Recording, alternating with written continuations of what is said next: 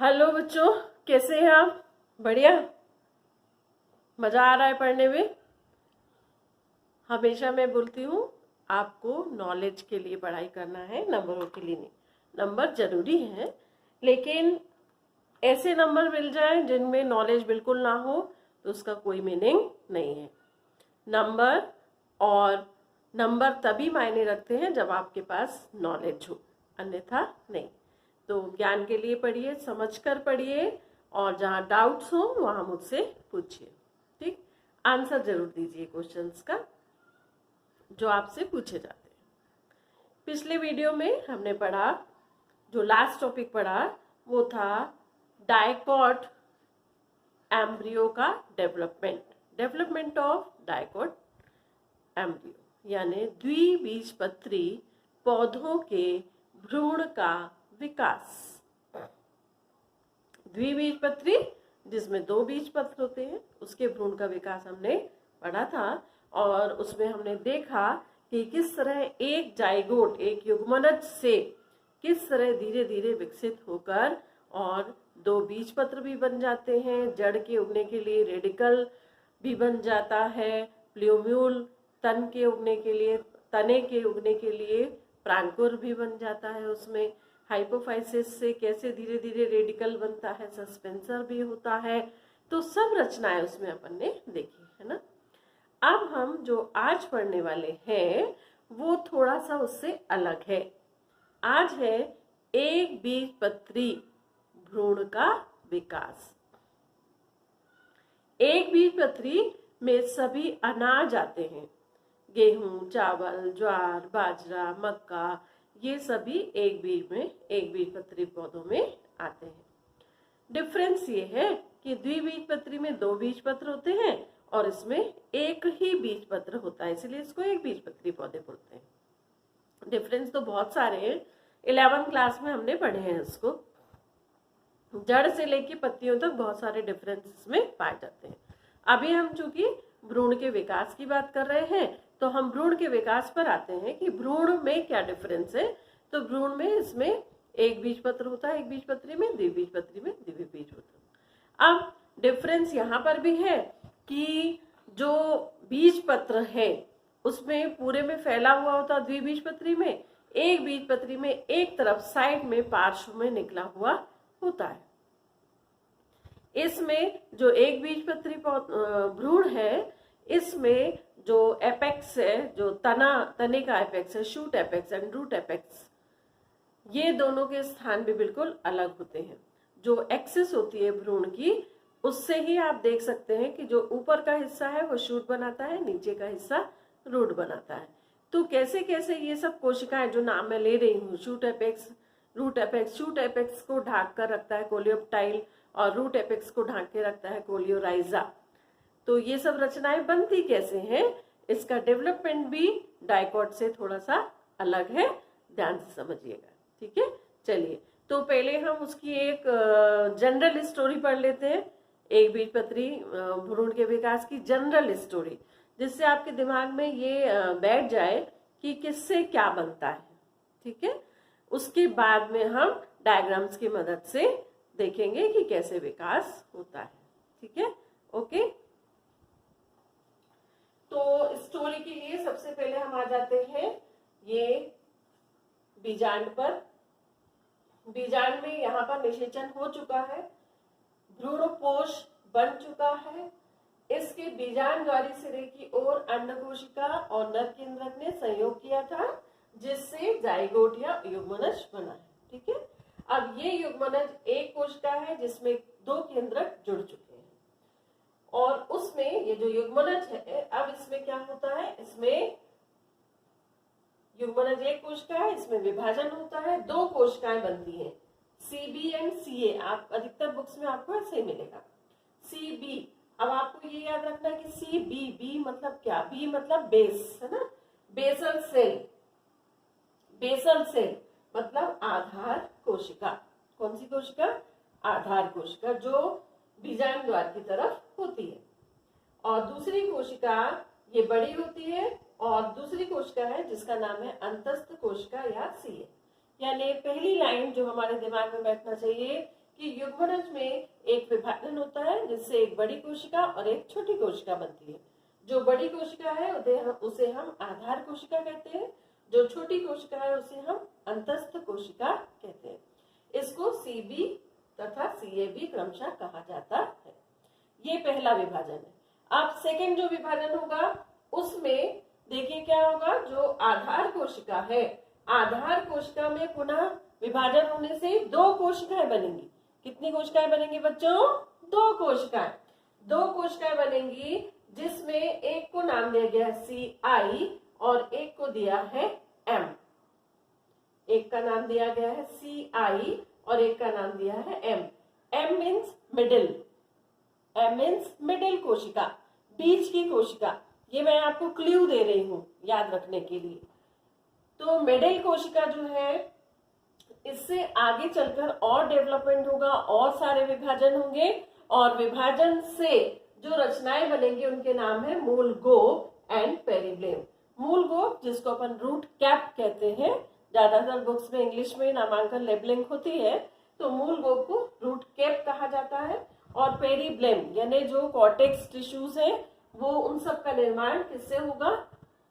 M। M means middle कोशिका। ठीक है, फिर ये मैं आपको जस्ट क्लू दे रही हूँ, ये उनके नाम नहीं है, मैं M से आपको याद रखने के लिए बता रही हूँ। जब अपन चित्र समझेंगे तो अपन आपको समझ में आएगा M मतलब मिडिल क्यों बोला जा रहा है।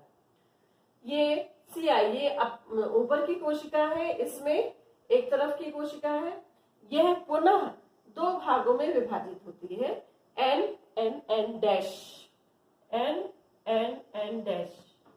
ठीक, अब ये जो N है ये मूलाग्र बनाती है, यानी रूट टेप जो रूट कैप है उसके जस्ट नीचे का हिस्सा रेडिकल कहा जाता है जिसे, और दूसरा हिस्सा ये एक बिल्कुल किनारे का हिस्सा है जिसे निलंबक या सस्पेंसर कहा जाता है।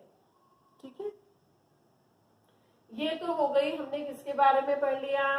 आधार कोशिका के बारे में पढ़ लिया।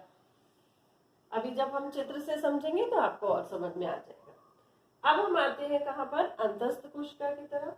अंतस्थ कोशिका किस तरफ है? अंतस्थ कोशिका निभाग की तरफ है, भ्रूण कोश की तरफ है।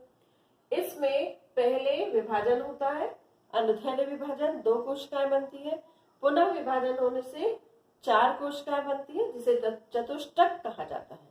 फिर चतुष्टक अपने आप अनुप्रस्थ विभाजन से दो भागों में बंट जाता है, L N L dash, L N L dash. L नीचे का हिस्सा है, L डैश ऊपर का हिस्सा है। अब इसमें जो L डैश है इससे आगे चलकर क्या बनने वाला है? बीज पत्राधार यानी हाइपोकोटाइल, बीज पत्राधार या हाइपोकोटाइल। और क्या बनने वाला है? प्रांकुर, प्रांकुर बनने वाला है जिससे तना निकलेगा और हाइपोकोटाइल आगे वृद्धि करके जड़ का निर्माण करता है। एल से क्या बनने वाला है? एल से बनने वाला है आगे चलकर बीज पत्र, यानी उसका जो हमने कहा एक बीज पत्र होता है वो किसके द्वारा बनेगा? एल कोशिकाओं के द्वारा। और जो बीज पत्र बनेगा शीर्ष बनेगा, शीर्ष मीन्स शूट एपेक्स, एंड क्या बनेगा उससे? तना। अब देखो जस्ट ऊपर आपने देखा कि ये जड़ की तरफ का हिस्सा बना रहे थे और ये आपने देखा किसकी तरफ का हिस्सा बना रहे हैं? तने का। यानी पूरी तरह हम देखें कि युग्मनज जब बढ़ता है तो इससे जो कोशिकाएं बन रही हैं वो शुरू में ही दो भागों में विभाजित हो जाती है। एक लगातार जो आगे तने को बनाएंगी और एक लगातार किसको बनाएंगी? जड़ के हिस्से को बनाएंगी। ठीक है, जो तना बनाती है वही क्या बनाती है? बीज पत्र बनाती है। देखिए ये भी इसमें आप देखिए सबके समझने के याद रखने के अलग अलग तरीके होते हैं, है ना। तो हम यही से यदि इसको देखिए दो भागों में डिवाइड है, CB एंड CA, तो CB हमेशा आप देखिए इससे जो भी चीजें बन रही है सब जड़ से जुड़ी हुई है, जड़ बनाएंगी।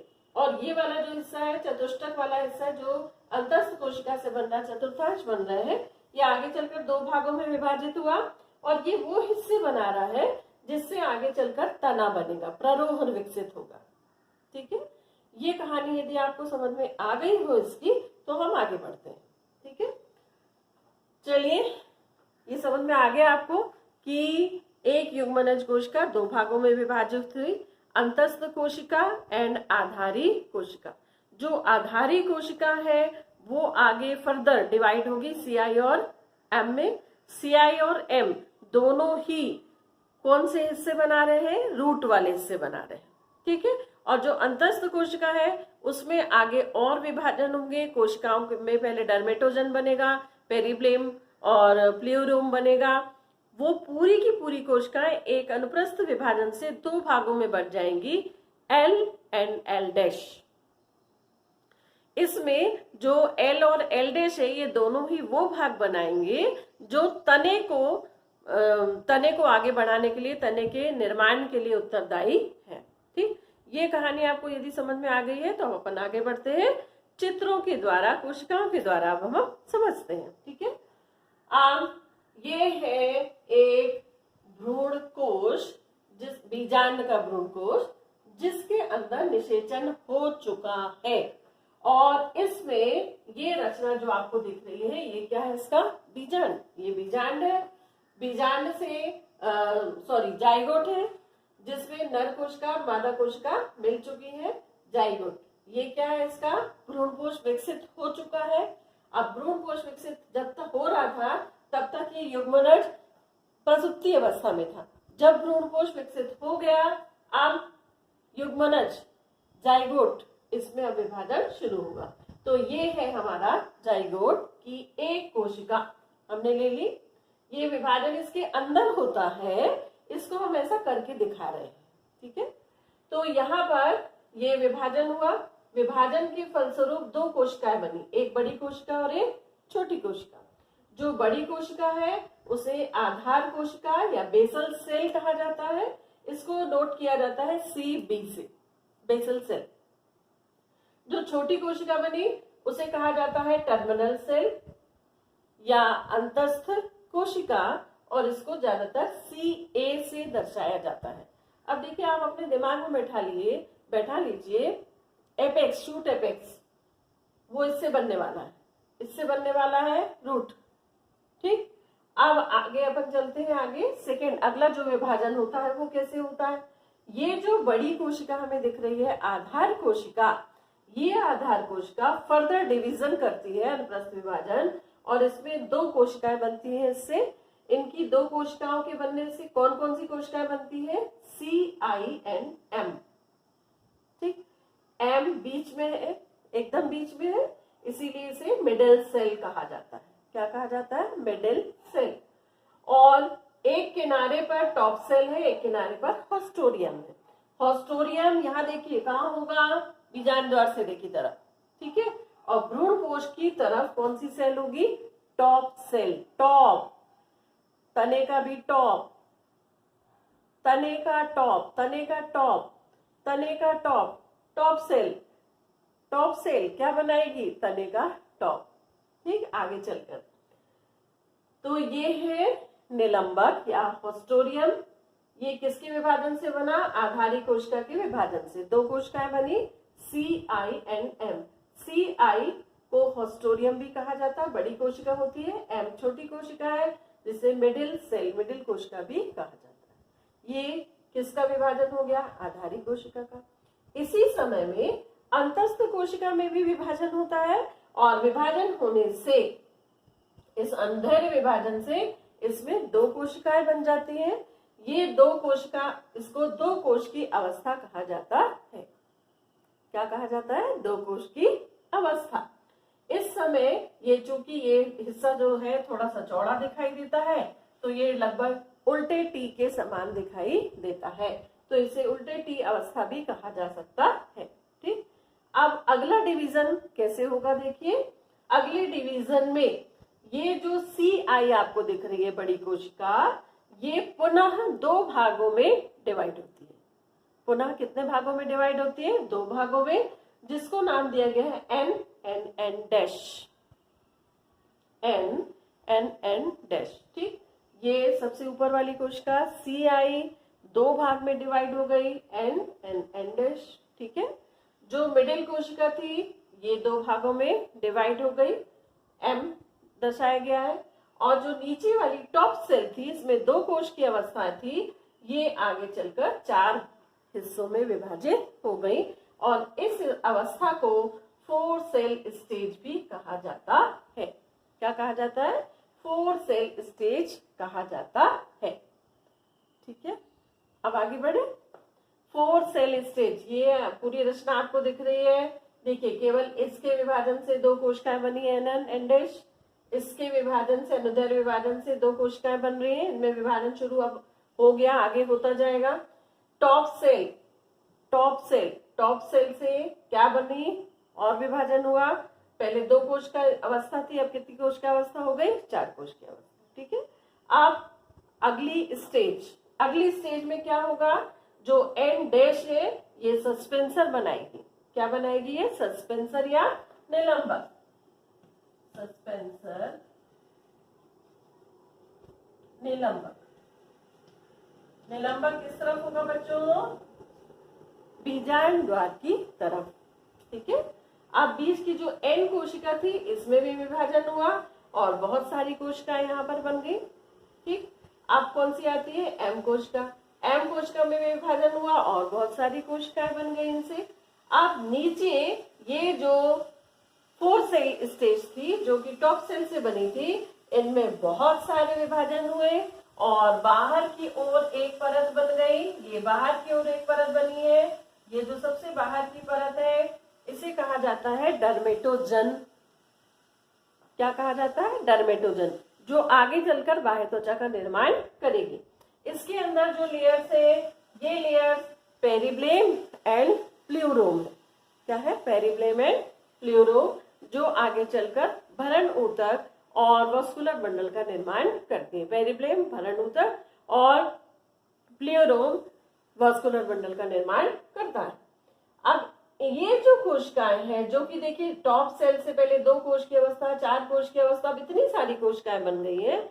इतनी सारी कोशिकाओं में जब 3 लेयर्स बन जाती हैं तब ये बिल्कुल बीच में से 2 भागों में डिवाइड हो जाती है। कितने भागों में डिवाइड होती है? 2 भाग में, और उन भागों को कहा गया है एल एंड एल डैश।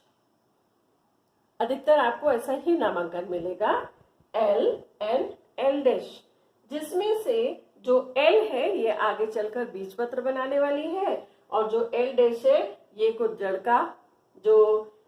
का हिस्सा बनाएगी और कुछ तने का हिस्सा बनाएगी। ठीक है, चलिए अगली स्टेज में हम आते हैं। और विभाजन हुआ, ये रचना देखिए, इससे आपको और बड़ी दिख रही है। इसमें जस्ट एज इट इज पहले के जैसे ही है। यहाँ पर सस्पेंसर है, यहाँ पर क्या है? एन कोशिका है। ये जो एन कोशिका है, देखिए एन डैश से सस्पेंसर बना था, एन से मूलाग्र बनेगा। क्या बनेगा? मूलाग्र। और इससे रूट के एम से क्या बनेगा? Root cap. एम से क्या बनेगा? रूट कैप बनेगा। नीचे हम आते हैं तो एल डैश, एल डैश से क्या बनेगा? एल डैश से हाइपोकोटाइल बनेगा। एल डैश से क्या बनेगा? हाइपोकोटाइल। एल डैश से हाइपोकोटाइल बनेगा और प्रांकुर बनेगा। ये देखिए, ये यहाँ पर थोड़ा सा हिस्सा दबा हुआ अपन को दिखाई दे रहा है। ये जो थोड़ा सा दबा हुआ हिस्सा है, जैसे हमने डायकॉट में देखा था 2 बीजपत्र थे, बीच में दबे हुए हिस्से में प्रांकुर था, तो वही आपको याद रखना है कि इस तरफ में ये हिस्सा ऐसा दबा हुआ हमें दिखाई देता है और इसी हिस्से में क्या बनता है? प्रांकुर, जिससे तने का जब अंकुरण होगा तो यही की कोशिकाएं विभाजित होकर तने का निर्माण करेंगी। प्रांकुर से प्ररोह बनेगा। तने को प्ररोह भी कहा जाता है और प्ररोह से ही शब्द बना है प्रांकुर। प्ररोह का अंकुर, प्रांकुर। तो इसमें ये जो दबी हुई रचना हमें दिख रही, ये किसके अंतर्गत आ रही है? एल डैश के। तो एल डैश से क्या क्या बनता है? Hypocotyl and प्रांकुर। हाइपोकोटाइल को बीजपत्राधार भी कहा जाता है, पर मैं ज्यादातर हिंदी शब्द जब इसके बोले जाते बीजपत्राधार और इसको एपिकोटाइल को बीजपत्रोपरिक, तो उससे मैं ज्यादा कंफर्टेबल महसूस करती हूँ और आप भी करिए कि आप इंग्लिश टर्मिनोलॉजी ही यूज करिए। तो एल डैश से हाइपोकोटाइल एंड प्रांकोर बनता है। ठीक, एल डैश से हाइपोकोटाइल एंड प्रांकोर, प्ररोग का अंकुर बनता है। ठीक है, और एल से जो नीचे वाली कोशिकाएं हैं, इससे आगे चलकर बीज पत्र बनेगा, एक बीज पत्र बनेगा। अपन को मालूम है ये एक बीजपत्री भ्रूण है, तो इससे एक बीजपत्र बनेगा जिसे स्केटुलम कहा जाता है। और अभी हम इसके बाद पढ़ेंगे बीज की रचना, द्विबीजपत्री और एक बीजपत्री। उसमें आपको अच्छे से समझ में आएगा कि ये जो रचनाएं हैं, इन्होंने आगे चलकर, जैसे मैं बोल रही हूँ कि ये रेडिकल बनाया, रूट कैप बनाया, हाइपोकोटाइल बनाया, प्रांकोर, बीजपत्र, तो पूरे सीड में जब पूरे रूप से ये डेवलप हो जाती है तो किस तरह की रचना दिखाई देती है।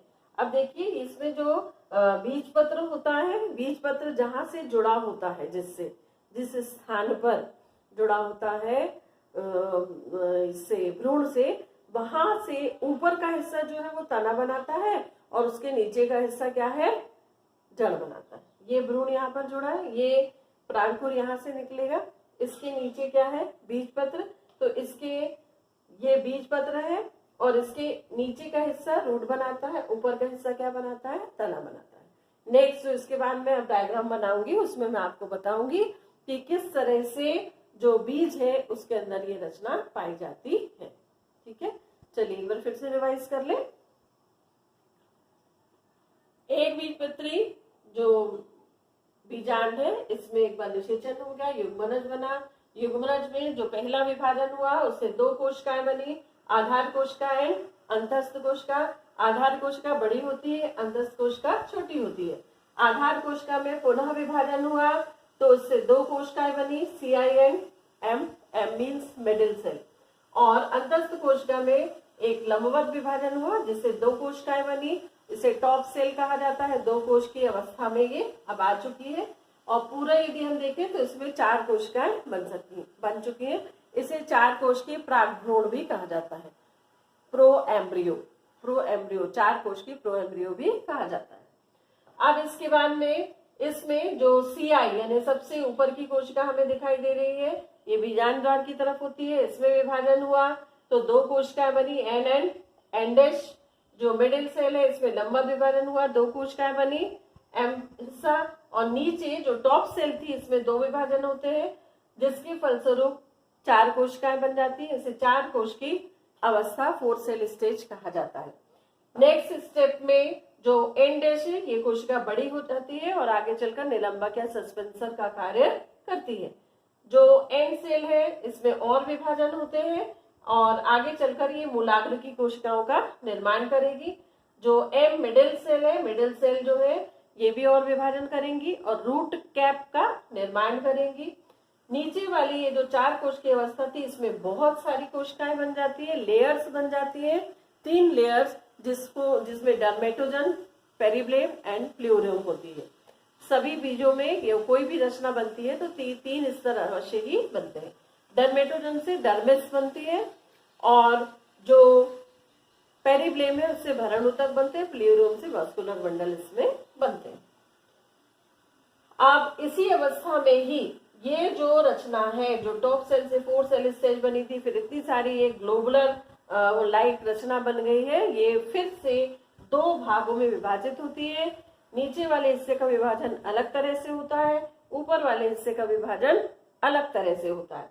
जो नीचे वाला हिस्सा है ये एल्म, ये नीचे वाला हिस्सा किस तरफ होगा, भ्रूण पोष की तरफ, और ये हिस्सा कहां पर होगा, बीजांड द्वार की तरफ। तो इस हिस्से से आगे चलकर तने वाले भाग बनते हैं और इस हिस्से से जड़ वाले भाग बनते हैं और विभाजन होते हैं इस हिस्से में।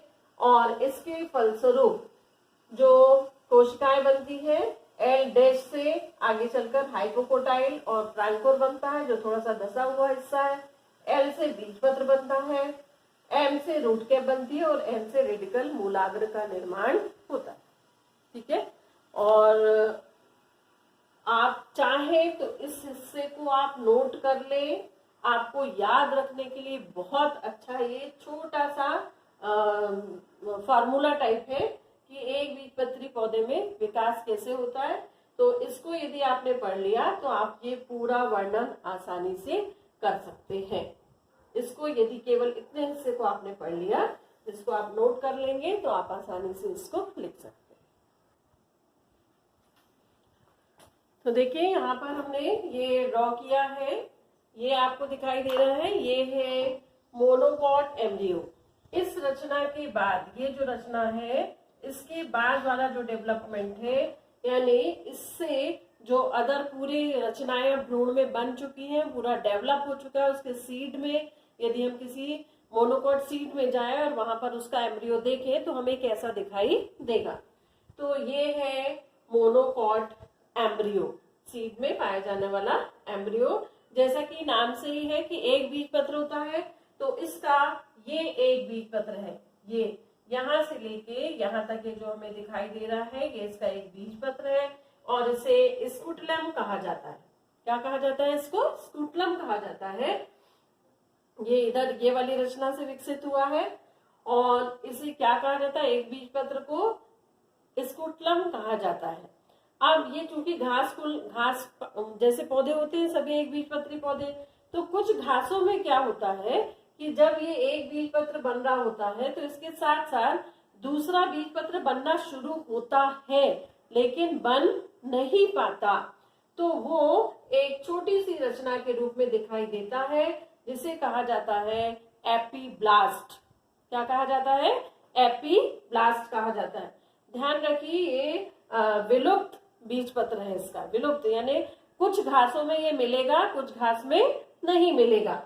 तो सबसे पहली चीज इसके भ्रूण में हमने क्या पढ़ी कि इसके बाद जब ये विकसित होता है तो इसमें एक बीजपत्र बनता है जिसे स्कूटलम कहा जाता है और ये एक बीजपत्र भ्रूणी अक्ष से जुड़ा हुआ होता है।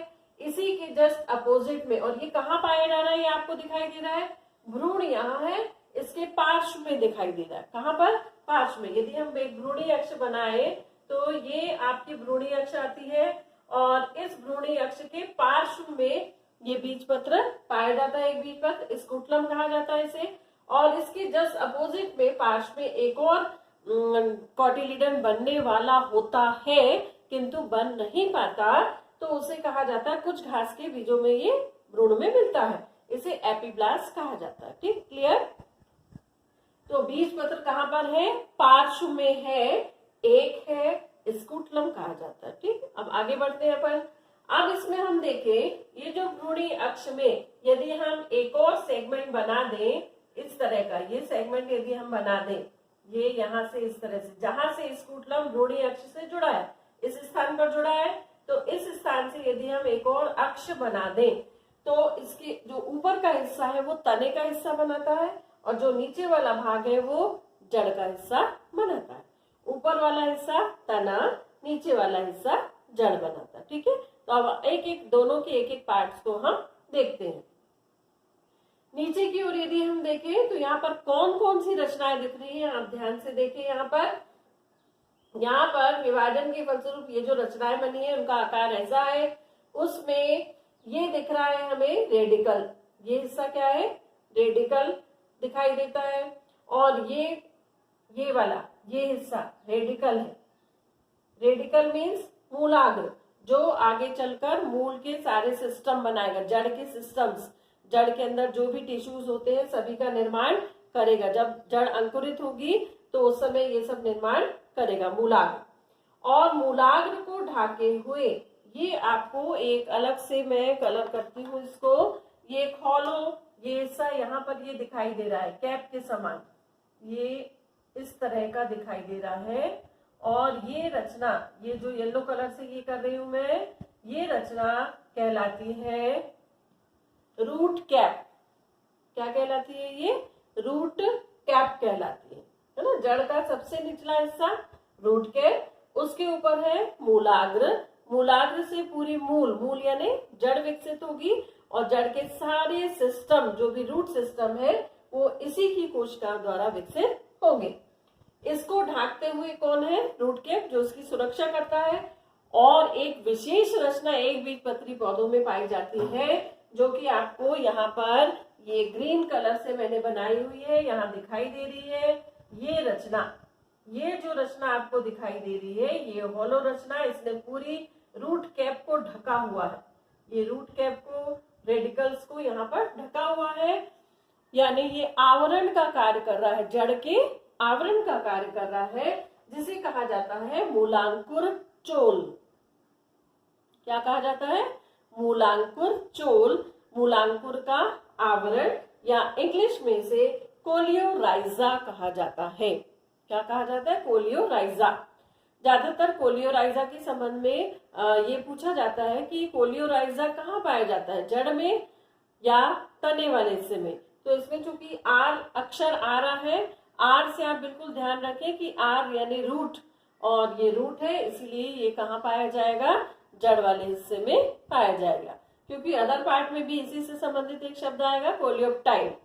ठीक है, तो ये कौन कौन से हिस्से हैं यहाँ पर? यहाँ पर रेडिकल है, मूलाग्र जो पूरे रूट सिस्टम को जन्म देगा, रूट कैप रूट को ढांक कर रखेगा, और उसको भी, रूट कैप को भी कौन ढांक कर रखेगा? कोलियोराइजा या मूलांकुर चोल। ठीक है, अब ऊपर की तरफ आते हैं अपन। ये जहां पर स्कुटलम भ्रूणी अक्ष से जुड़ा हुआ था, इसी स्थान पर हमने एक और अक्ष बनाया है, जिसमें ऊपर का हिस्सा तना बनाएगा, कब? बीज के अंकुरण के समय। तो यहाँ पर कौन कौन सी रचनाएं होती हैं? यहाँ पर ये रचना हमें दिखाई दे रही है। ये रचना से आगे चलकर तने का शीर्ष बनेगा, शूट एपेक्स, प्ररोह का शीर्ष बनेगा जब अंकुरण होगा तब। ठीक है, इसी के जस्ट ऊपर में भी ये रचनाएं हमें दिखाई दे रही है। ये रचना जो खोखली सी रचना है, व्हाइट कलर से बनाई हुई है, इसने पूरे इस हिस्से को ढका हुआ है, इसे कहा जाता है प्रांकुर चोल या कोलियोप्टाइल। कोलियोप्टाइल है, जैसे यहाँ पर कोलियोराइजा था, यहाँ पर क्या है? कोलियोप्टाइल, जो शूट एपेक्स, प्ररोह शीर्ष के ऊपरी हिस्से को पूरी तरह से ढक कर रखता है। इस पूरे हिस्से से, ये वाले पूरे हिस्से से आगे चलकर तना बनेगा, और पत्तियों का आगे चलकर निर्माण होगा बीजपत्र से, और इससे मिलकर तना और शीर्ष बनेगा, और नीचे वाले हिस्से से जड़ का निर्माण होगा। ठीक है, तो ये पूरा यहाँ से पढ़ते हुए हमने यहाँ पर क्या किया? एंड किया किसको? एक बीजपत्री भ्रूण को। एक बीजपत्री भ्रूण में इसको हमने एक भ्रूणी अक्ष बनाई है, और इस भ्रूणी अक्ष में पार्श्व में एक बीजपत्र है, उसे स्कुटलम कहा जाता है। स्कुटलम जिस स्थान पर भ्रूण के अक्ष से जुड़ा है, उस स्थान पर यदि हम एक और अक्ष बना दें तो उसके नीचे का हिस्सा जड़ बनाता है, ऊपर का हिस्सा तना बनाता है। जहां से स्कुटलम उत्पन्न हुआ है, कुछ घासों में उसके जस्ट अपोजिट पार्श्व में एक और बीजपत्र बनने वाला होता है, किंतु नहीं बनता। उससे बनी हुई रचना को एपिब्लास्ट कहा जाता है। इसका कोई कार्य इसमें भ्रूण में नहीं है। नीचे वाले हिस्से में, नीचे में रेडिकल की कोशिकाएं होती हैं, जो आगे चलकर पूरे रूट सिस्टम बनाएंगी। इसको ढाके हुए होते हैं रूट कैप की कोशिकाएं, जो कैप के समान ये दिखाई दे रही है, रूट की रक्षा करती है, रूट टिप की। और इन सब की भी सबसे बाहर की ओर रक्षा करता है मूलांकुर चोल कोलियोराइजा। ऊपर की ओर आए तो ये वाला जो हिस्सा हमको दिखाई दे रहा है, इसी हिस्से से यहाँ से प्ररोह शीर्ष बनेगा, पत्तियों वगैरह का निर्माण होगा। इसको ढाके हुए एक रचना है जिसे कोलियोप्टाइल या प्रांकुर चोल कहा जाता है।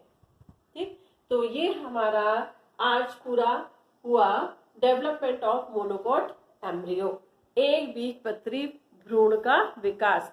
कितना सिंपल से हमें ये दिखाई देते हैं पौधे की, ये तो एक बीज है, और इसको हम जमीन में लगा देंगे तो इससे क्या निकलेगा? पत्तियां निकलेंगी, जड़ निकलेगी। लेकिन जब हम इसके अंदर पूरी रचना को पढ़ने जाते हैं तो कितना आश्चर्यजनक है कि कैसे कैसे किससे क्या बनेगा निर्धारित है, और ये सभी खोजा जा चुका है, बुक्स में है, इसको आप पढ़ रहे हैं। जिन्होंने खोजा है उन्होंने बहुत मेहनत की है, तो आप पढ़ने के लिए भी मेहनत करिए और आगे और रिसर्च करिए।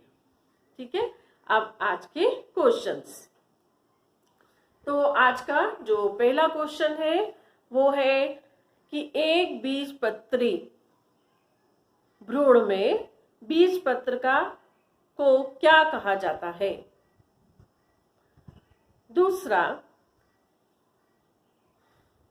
दूसरा एक बीजपत्री भ्रूण में प्रथम विभाजन के फलस्वरूप बनने वाली कोशिकाओं के नाम बताइए। तीसरा क्वेश्चन है कि बेसल सेल आधारी कोशिका से बनने वाली कोशिकाओं के नाम लिखिए। चौथा क्वेश्चन, अंतस्थ कोशिका के विभाजन से बनने वाली कोशिकाओं के नाम लिखिए। और पांचवा क्वेश्चन है कोलियोराइजा तथा कोलियोप्टाइल में क्या अंतर है? ठीक, ओके।